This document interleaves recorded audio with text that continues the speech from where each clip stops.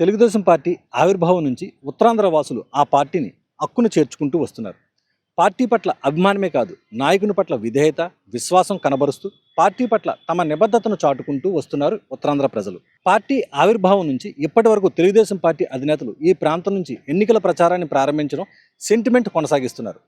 Party ఆటుపోట్లను ఎదుర్కొన్న సమయంలో ఉత్తరాంధ్ర నేతలు, కార్యకర్తలు పార్టీకి వెన్నుదన్నుగా నిలిచిన సందర్భాలు అనేకం ఉన్నాయి.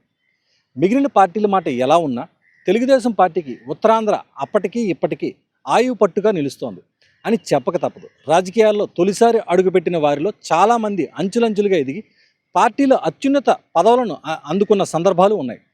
అటువంటి ఉత్తరాంధ్ర ప్రాంత రుణం తీర్చుకునేందుకు సమయం వచ్చినప్పుడల్లా పార్టీ అధినేత అందుకు ముందుంటూ వస్తున్నారు. తెలుగుదేశం పార్టీ రాష్ట్ర కమిటీలను చంద్రబాబు నాయుడు బుధవారం ప్రకటించారు.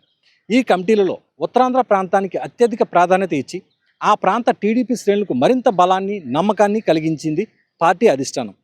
తెలుగుదేశం పార్టీ విడుదల చేసిన జాబితాలలో 50% మంది ఉత్తరాంధ్రకు చెందిన నేతలే ఉండటం గమనార్హం. పార్టీకి అత్యంత సన్నిహితంగా, చంద్రబాబుకు అత్యంత ఇష్టలుగా ఉన్నవారికి కమిటీల్లో కీలక బాధ్యతలు అప్పగించారు. ఒక విధంగా చూస్తే ఈ కమిటీ లోకేష్ సేనగా నిలిచిందని విశ్లేషకులు రాష్ట్ర అధ్యక్షుడిగా కొనసాగుతున్న పల్లా శ్రీనును అదే పదవిలో కొనసాగిస్తున్నారు.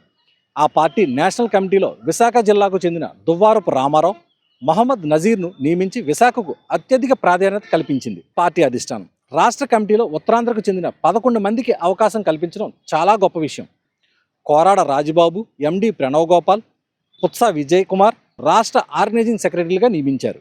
ఇక రాష్ట్ర కార్యదర్శులుగా ఈతలపాక సుజాత, సర్వసిద్ధి అనంతలక్ష్మి, రాష్ట్ర హెచ్ఆర్డీఏగా చోడవరం చెందిన వేపాడ చిరంజీవిని నియమించారు.